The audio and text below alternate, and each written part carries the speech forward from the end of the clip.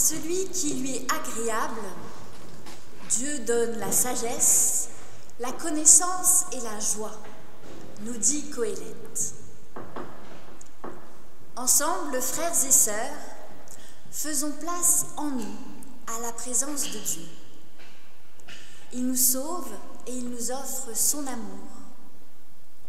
Le Christ vivant nous ouvre à l'espérance. Le souffle de l'Esprit nous unit dans l'Église. Ici et maintenant, le Seigneur nous accueille comme il l'a fait hier et comme il le fera encore demain.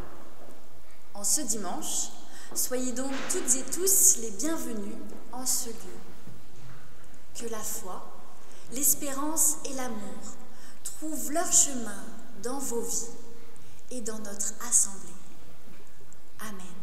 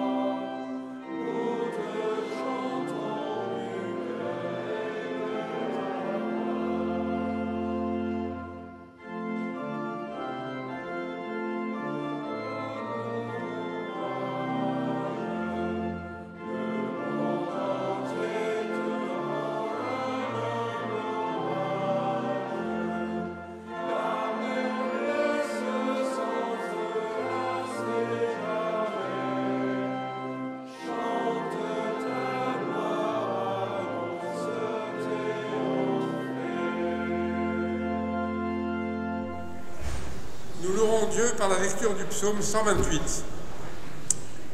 Heureux tous ceux qui reconnaissent qui est Dieu et qui suivent le chemin qu'il a tracé. Le résultat de ton travail, c'est toi qui en profiteras. Heureux seras-tu, tout ira bien pour toi. Chez toi, ta femme sera comme une vigne généreuse, tes fils autour de la table seront comme de jeunes oliviers. Voilà comment sera béni celui qui reconnaît qui est Dieu, que le Seigneur te bénisse depuis Sion. Aussi longtemps que tu vivras, tu jouiras du bonheur de Jérusalem et tu verras les enfants de tes enfants, que la paix soit donnée à Israël.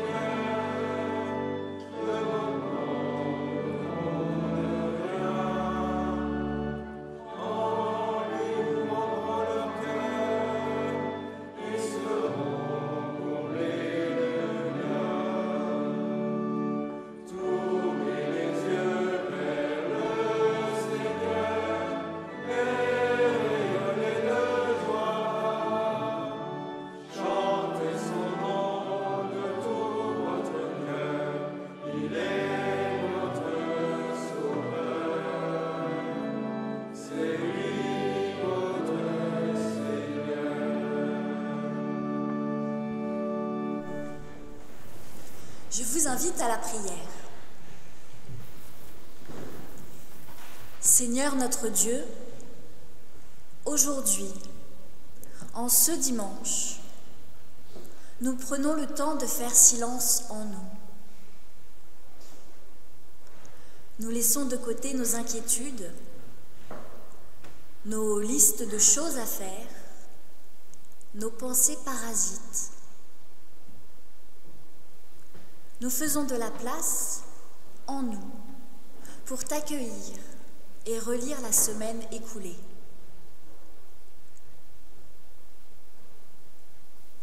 Il nous est arrivé de prendre trop à cœur des choses sans grande importance et de négliger ce qui est essentiel, comme prendre du temps autour d'un repas avec ceux que l'on aime et prendre du temps avec toi. Il nous est arrivé d'avoir des poussées d'orgueil et de désirer laisser une trace impérissable de notre passage sur terre.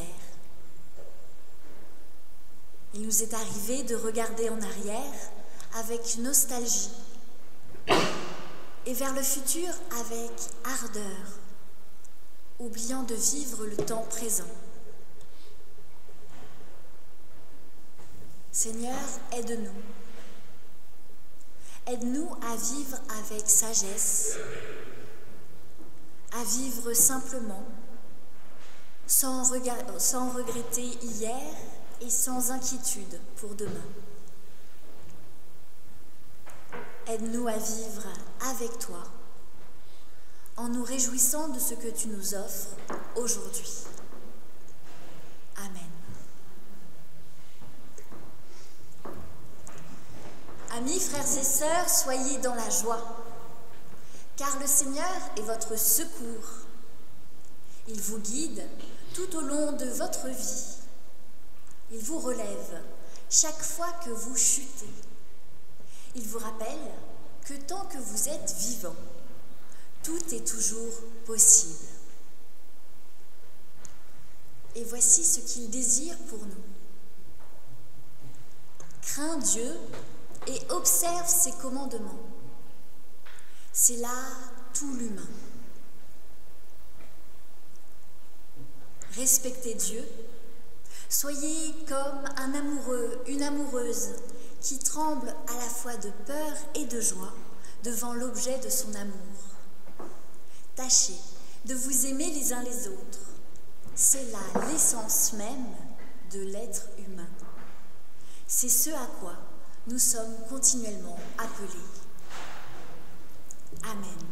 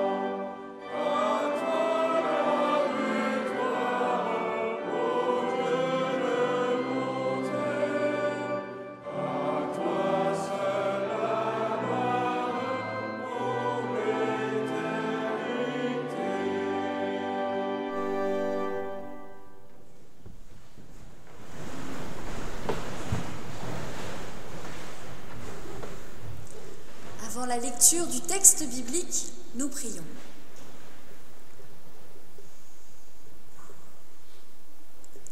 Seigneur notre Dieu, nous t'en prions, envoie sur chacune et sur chacun de nous ton Esprit Saint, afin qu'il ouvre nos oreilles pour que nous puissions entendre ta parole, afin qu'il ouvre notre esprit pour que nous puissions la comprendre,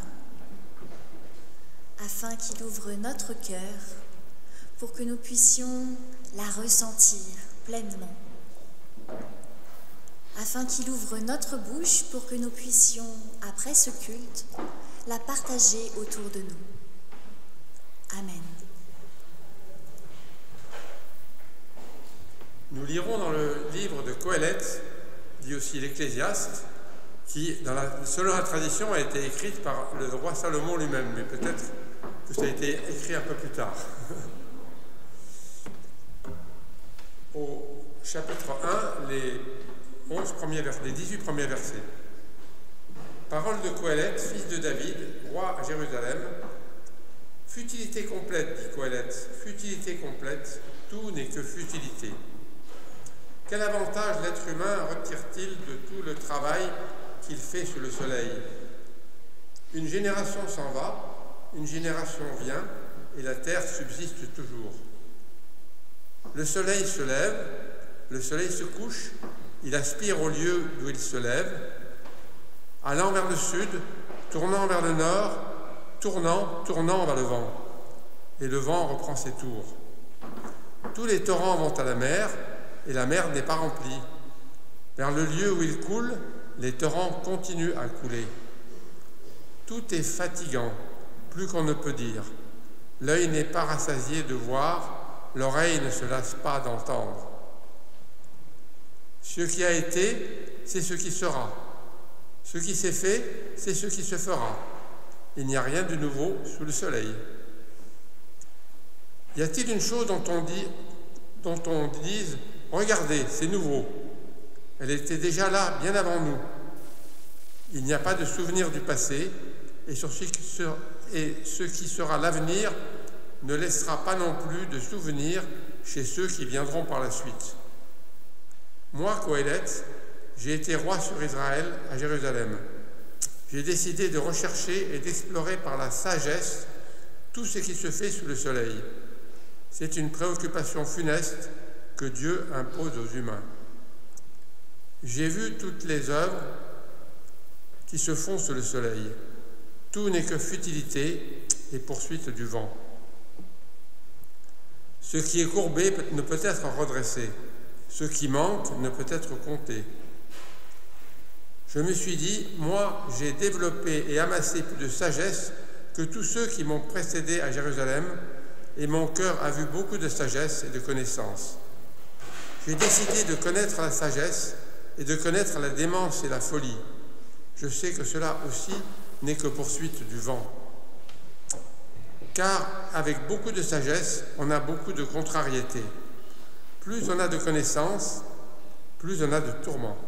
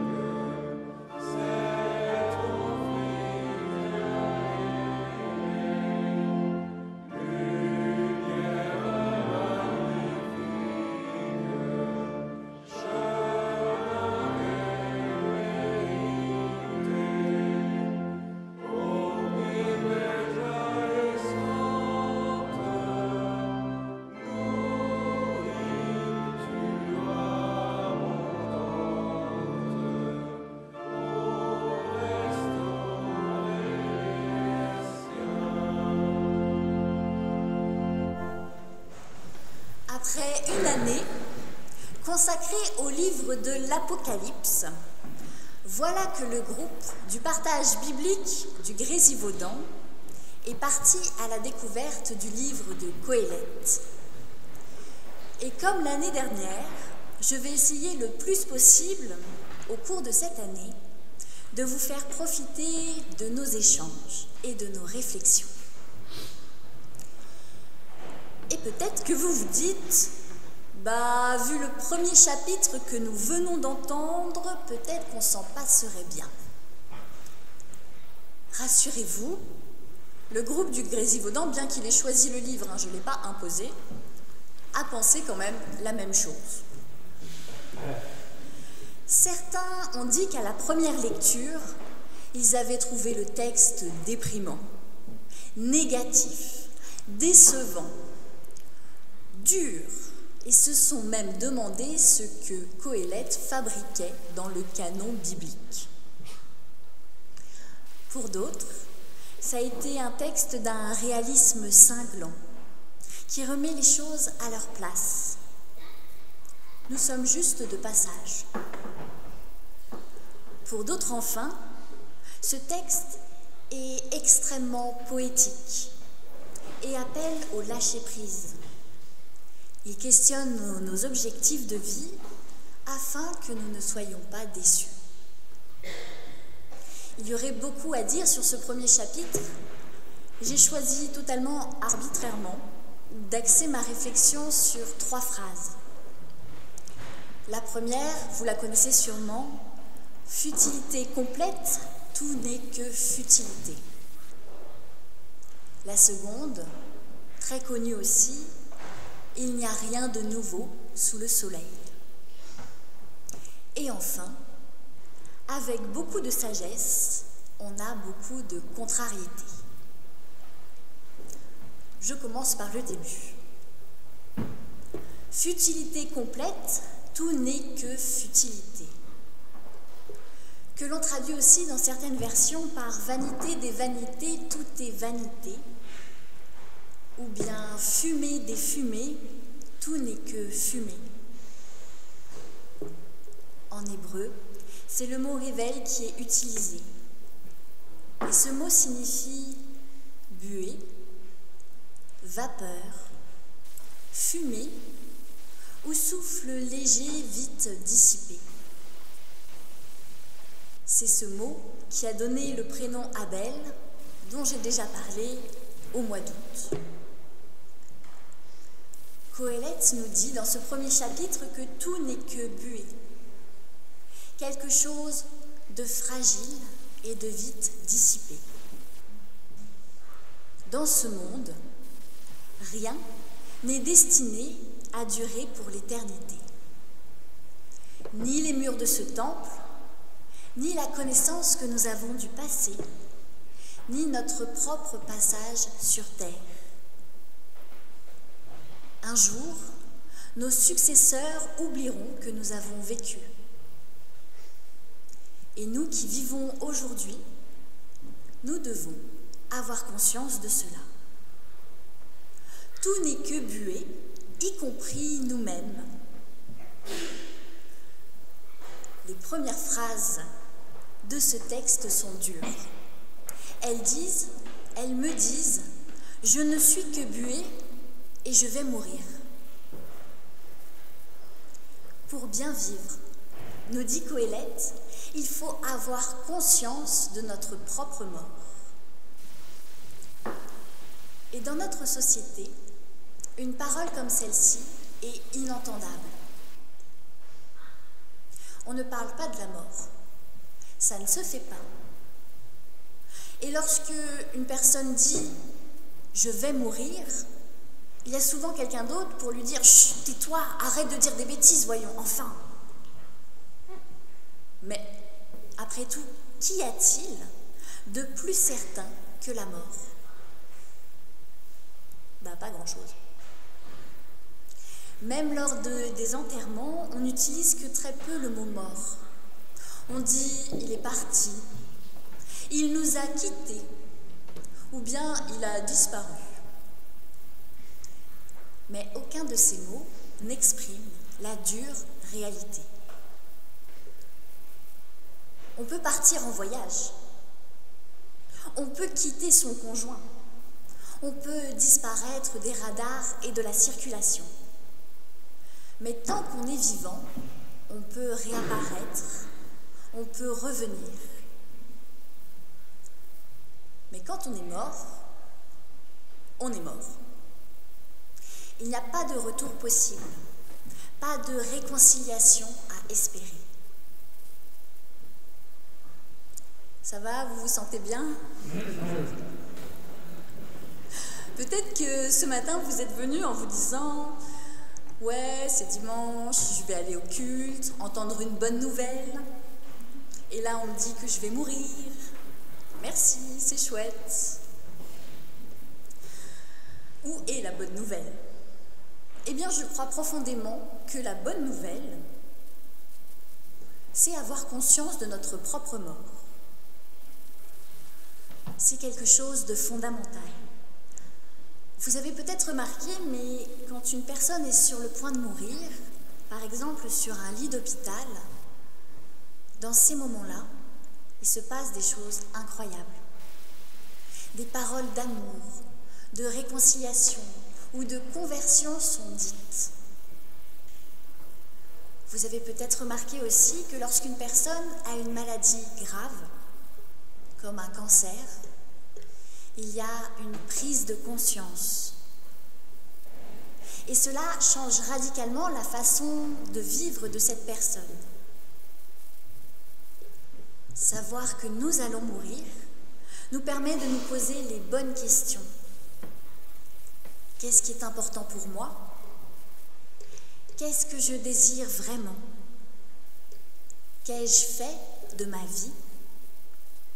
Quel est ce Dieu auquel je crois ou auquel je ne crois pas? Qu'est-ce que je désire vraiment? Et souvent, les personnes qui sont malades ne répondent pas « Bon, je désire vraiment récolter plein d'argent avant de mourir » ou alors rester tranquille sur mon canapé à regarder la télé et qu'on me laisse. C'est assez rare. Souvent, les personnes ont envie de passer du temps, le plus de temps possible avec ceux qu'ils aiment. Ils ont envie de prendre soin des autres. Ils ont envie d'apporter quelque chose de positif en ce monde. C'est quelque chose de merveilleux. Et ce serait encore plus merveilleux si on arrivait à vivre comme si on allait mourir demain, tous les jours de notre vie.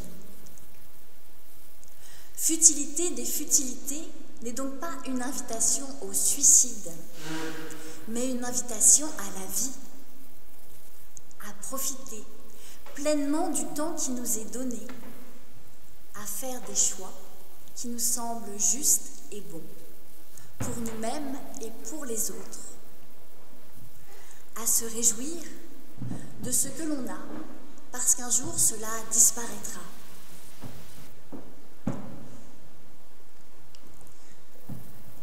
Par exemple, ici nous avons un bouquet de fleurs. Ce bouquet de fleurs est magnifique. Il est blanc, il est jaune, il reflète les rayons du soleil. Il nous apporte de la joie et du bonheur. Quand vous êtes entré dans ce temple, est-ce que vous avez regardé ce bouquet de fleurs? Certains, oui. Est-ce que vous avez remarqué que le bouquet de fleurs change toutes les semaines? Oui. Est-ce que toutes les semaines, vous arrivez à profiter de sa beauté? Ouais. Un peu moins. Ouais. C'est pas moi qui ai acheté les fleurs, donc je m'en fiche. Hein. Vous pouvez dire ce que vous voulez. L'invitation à la vie, à profiter de chaque seconde, c'est comme profiter d'un bouquet de fleurs. Aujourd'hui, le bouquet de fleurs est magnifique. Demain, il le sera un peu moins et dans quelques jours, il sera tout fané. Ce n'est pas à ce moment-là, lorsqu'il sera tout fané et bon à mettre au compost, qu'on se dira « Oh, dommage, j'aurais bien regardé ce bouquet de fleurs quand il était encore beau. » Non, c'est maintenant qu'il faut profiter de ce bouquet de fleurs. Donc, ce futilité des futilités est un appel fort à profiter à fond de chaque minute, de chaque seconde qui nous sont données, sans regretter un passé qui n'est plus là et que l'on a oublié, nous dit Coëlette, et sans nous projeter dans un avenir que nous ne connaissons pas. Coëlette nous dit « Vivez aujourd'hui, avec passion, avec intensité, car rien n'est éternel dans ce monde. Deuxième verset. Ce qui a été, c'est ce qui sera. Ce qui s'est fait, c'est ce qui se fera. Il n'y a rien de nouveau sous le soleil. Y a-t-il une chose dont on dise « Regarde, c'est nouveau ». Elle était déjà là, bien avant nous. Il n'y a rien de nouveau sous le soleil. Mais quelle est donc cette nouvelle absurdité? Bien sûr qu'il y a du nouveau. Sinon, nous ne serions pas ici, mais dans une caverne sombre à manger de la viande crue et des légumes. Bien sûr qu'il y a du nouveau. Nous avons fait des pas de géant dans le domaine de la médecine, des droits humains. Nous envoyons des fusées dans l'espace. Ça, c'est nouveau. Oui, bien sûr, l'être humain a créé de nouvelles choses. Oui, bien sûr, nous avons fait des progrès vertigineux. Mais je ne crois pas que ce soit cela dont nous parle le texte. Il voit plus large et plus en profondeur à la fois. Du temps de Qoéleth, il y avait des guerres. Aujourd'hui, il y a des guerres. Du temps de Qoéleth, l'être humain avait soif de pouvoir et d'argent. Aujourd'hui, l'être humain a toujours soif de pouvoir et d'argent. Du temps de Qoéleth, il y avait des inégalités et de l'injustice. Aujourd'hui aussi. Du temps de Qoéleth, l'être humain avait du mal à aimer et à respecter son voisin. Aujourd'hui aussi. Il n'y a rien de nouveau sous le soleil, parce que si l'homme a fait des progrès technologiques, lui n'a pas progressé. Nous en sommes au même stade. Nous ne sommes pas meilleurs que nos ancêtres. Nous faisons les mêmes erreurs. Nous n'avons pas changé de nature.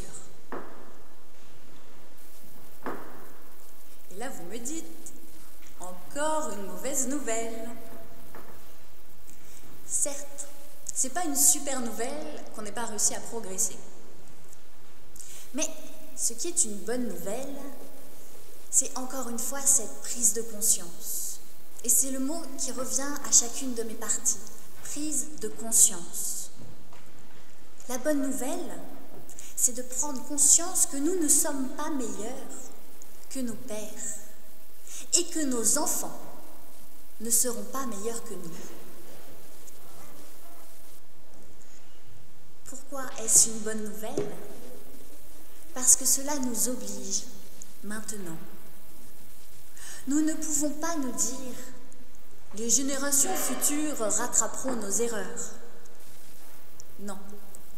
Les générations futures feront aussi des erreurs. Peut-être pas les mêmes, mais elles en feront. Et nous ne pouvons pas nous reposer sur elles. C'est maintenant que nous devons agir. Mais attention, agir pas n'importe comment, sans prendre la grosse tête. Car nous ne sommes pas meilleurs que les générations qui nous ont précédés. Nous n'avons pas la science infuse. Ce verset nous apprend l'humilité et nous donne de l'espérance. Humilité, nous ne changerons pas le monde. Et d'ailleurs, c'est peut-être pas notre travail, mais peut-être celui de Dieu. Espérance, mais nous pouvons changer à notre niveau la vie d'une ou deux personnes que nous allons croiser. Prise de conscience, nous allons mourir. Espérance, mais après nous, la vie continuera, quelle que soit sa forme. Prise de conscience. Nous ne sommes pas grand-chose, juste un peu de buée. Espérance. Mais nous sommes quand même, dans le présent, nous sommes quand même. Nous sommes cette buée que l'on peut voir, que l'on peut sentir. Nous sommes aujourd'hui et maintenant. Et aujourd'hui et maintenant, par nos choix et par nos actes, nous pouvons. Voilà la seconde bonne nouvelle. Dernier verset. Avec beaucoup de sagesse, on a beaucoup de contrariétés. Plus on a de connaissances, plus on a de tourments. Et c'est reparti. Encore du négatif. Encore du négatif parce que dans notre imaginaire collectif, la sagesse est censée nous apporter de la paix et non du tourment. Et pourtant, regardons ce qui se passe concrètement. Coëlette, c'est quelqu'un d'hyper concret. Les personnes qui ont une bonne prise de conscience du dérèglement climatique font des crises d'éco-anxiété. Ceux qui ont des connaissances dans le domaine médical imaginent le pire à chaque fois que l'on leur dit « Oh, j'ai un petit peu mal à la tête ». Ceux qui ont des notions de géopolitique s'attendent à tout moment à recevoir une bombe atomique sur la tête. Pour avoir beaucoup de sagesse, il faut connaître beaucoup de choses. Et plus on connaît, plus on prend conscience que notre vie, notre confort, ne tient qu'à un fil. Et pourtant, nous continuons à chercher. Nous continuons à nous poser des questions. Nous sommes en quête de quelque chose de plus grand. Nous apprenons dans le but de trouver un sens, de trouver des réponses aux grandes questions de la vie. Et la sagesse nous apprend qu'il est impossible de tout savoir et que la seule chose qui soit vraiment certaine, c'est que nous sommes bués. Cela veut-il donc dire que nous devrions tout arrêter? Là, j'ai Paul dans ma tête. Paul qui répond « Jamais de la vie !» Car sans recherche, il n'y a pas vraiment de vie.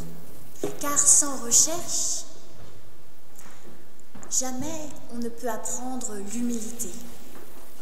Rechercher nous permet de relativiser les choses et nous ramène à une prise de conscience. Nous ne sommes pas Dieu. Nous ne pouvons pas tout comprendre, pas tout savoir, pas tout maîtriser. Il y aura toujours des mystères et nous ne pouvons pas tout changer. Alors dans ce cas-là, que nous reste-t-il? Qu'est-ce qui nous reste d'un peu concret auquel se rattacher? Je propose de nous rattacher à l'acceptation du mystère. Accepter le mystère comme un cadeau venant de Dieu. Le mystère de la vie et le mystère de l'amour. Pour moi, ce sont les deux plus grands mystères du monde. Et vivre et profiter de ces mystères comme de cadeaux magiques, merveilleux, magnifiques.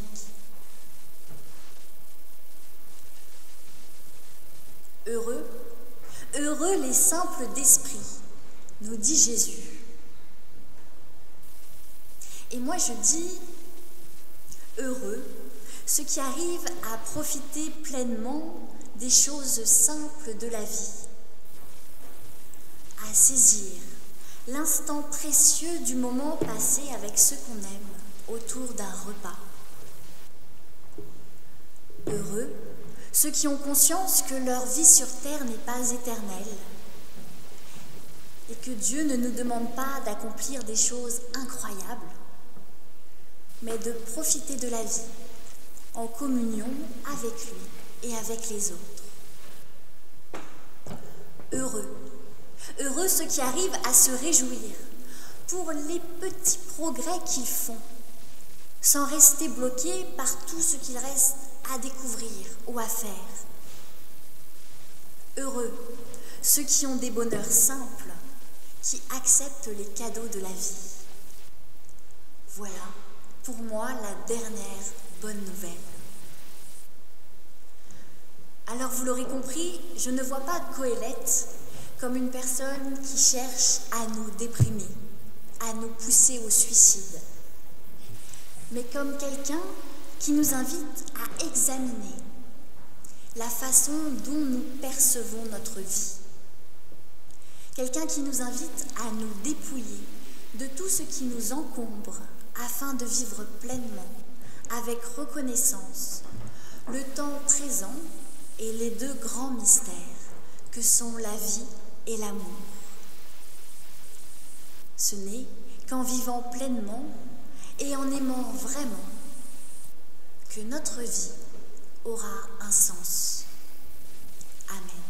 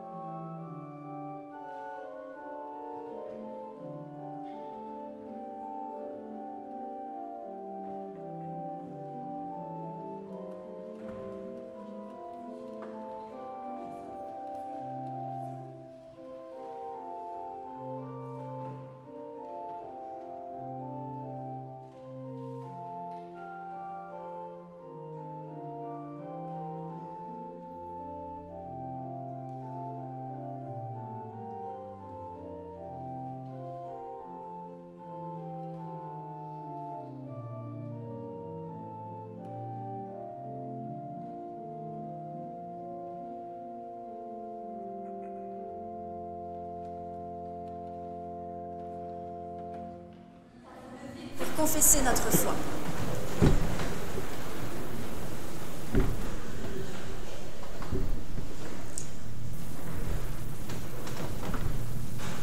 Je crois que Dieu crée le monde pour le bonheur et pour la vie.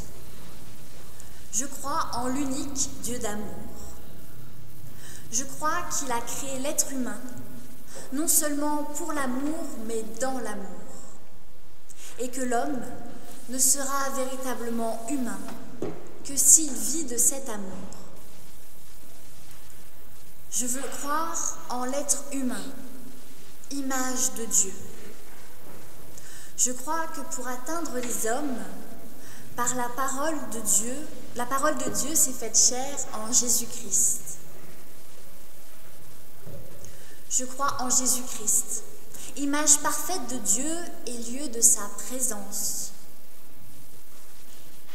Je crois que sous l'action de son esprit, tout être humain peut recevoir l'évangile de Jésus-Christ comme une parole qui vient de Dieu, qui console et qui libère, qui insuffle joie et ardeur et permet de se tourner vers autrui.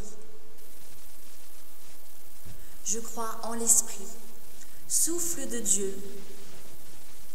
Malgré mes limites et mes doutes, je veux croire que Dieu est avec nous dans la vie, dans la mort et dans la vie après la mort.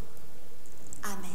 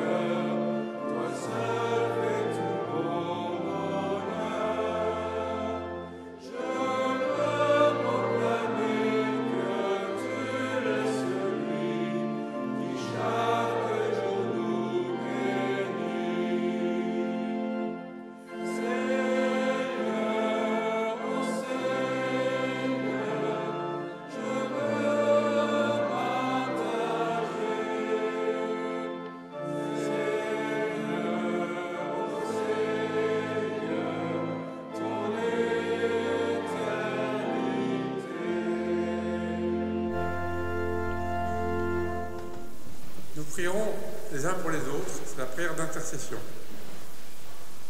Nous commencerons par les 4 premiers versets du chapitre 4 de Qoheleth. J'ai observé encore toutes les injustices qui existent ici-bas. Les opprimés crient leur détresse et personne ne leur vient en aide. Le pouvoir est du côté des oppresseurs, si bien que personne ne peut leur venir en aide. J'estime que ceux qui sont déjà morts sont plus heureux que les vivants. Celui qui n'est jamais né est encore plus heureux puisqu'il ne connaîtra pas les injustices commises ici-bas. J'ai découvert aussi que les humains peinent et s'appliquent dans leur travail uniquement pour réussir mieux que leurs voisins. Cela encore n'est que fumée, course après le vent. Bien sûr, le sot qui se croise les bras se laisse mourir de faim. Mais il vaut mieux s'accorder un peu de repos que s'éreinter à un travail qui est une course après le vent. Donc cette vue très réaliste de la situation, qui est encore valable de nos jours. Donc le sage constate que c'est semblable lorsqu'il s'éloigne, lorsque tout ça existe, parce que nos semblables, nous les humains, nous éloignons de notre Créateur.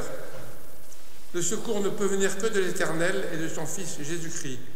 C'est pourquoi nous le prions. Je ne sais pas très bien ce qui donne sa valeur à ma vie, son prix, mais je sais que pour moi, cette question est déjà réglée. Alors aide-moi à faire confiance à ton regard plutôt qu'au mien. Et quand je m'inquiète du sens de ma vie, quand cette angoisse me paralyse ou qu'elle m'entraîne dans une activité aussi frénétique que vaine, délivre-moi. Je te remets ceux qui sont prisonniers du travail et ceux qui souffrent de ne pas en avoir.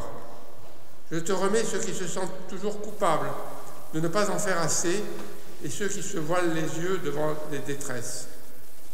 Enfin, Seigneur, c'est le monde que je place entre tes mains, ce monde avec ses souffrances, ses combats, ses colères, ses injustices, mais aussi son désir de paix et de partage. Nous te présentons, Seigneur, notre monde en mouvement et l'espèce humaine qui l'habite, formidable d'intelligence et d'aptitude, mais d'une insouciance et d'un appétit cruel. Nous te rendons grâce pour tant de découvertes scientifiques, tant d'initiatives audacieuses, tant d'expériences prometteuses, mais nous remettons entre tes mains l'usage qui en sera fait, car là encore, tu nous invites à choisir entre la vie et la mort.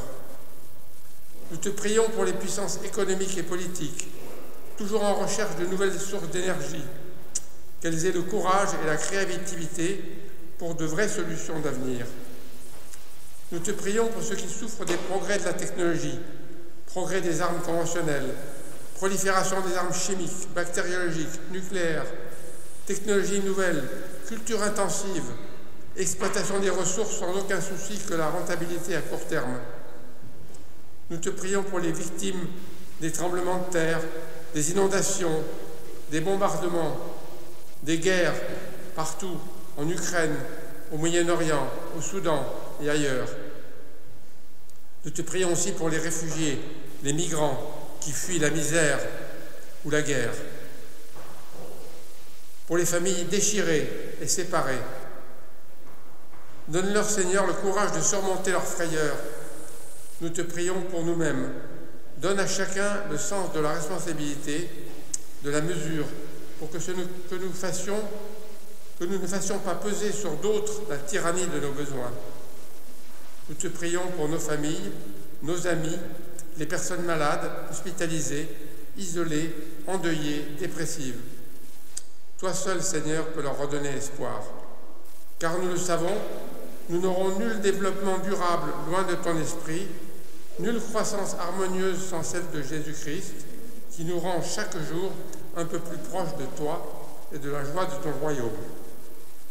Et nous résumons toutes nos demandes en te priant d'une seule voix, Notre Père, qui es aux cieux, que ton nom soit sanctifié, que ton règne vienne, que ta volonté sur la terre. Donne-nous aujourd'hui notre pain de ce jour. Pardonne-nous nos offenses, car c'est à toi qu'appartiennent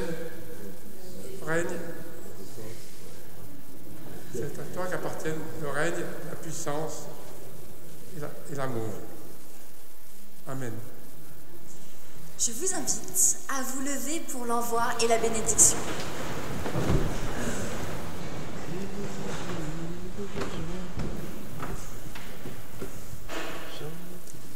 Soyez vivants. Profitez de la vie, de chaque instant de bonheur. Vivez pleinement, sans vous laisser submerger par ce que vous ne pouvez pas maîtriser. Aimez. Aimez avec passion cette vie qui vous est offerte. Aimez vos frères, aimez vos sœurs. Agissez par amour. C'est ainsi que votre vie fera sens. Dieu notre parent vous bénit et vous garde. Il vous appelle à la vie. Jésus le Christ vous bénit et vous garde. Il vous appelle à aimer. L'Esprit Saint vous bénit et vous garde. Elle est la sagesse. Allez, et partout où vous serez, soyez une bénédiction pour ceux que vous rencontrerez.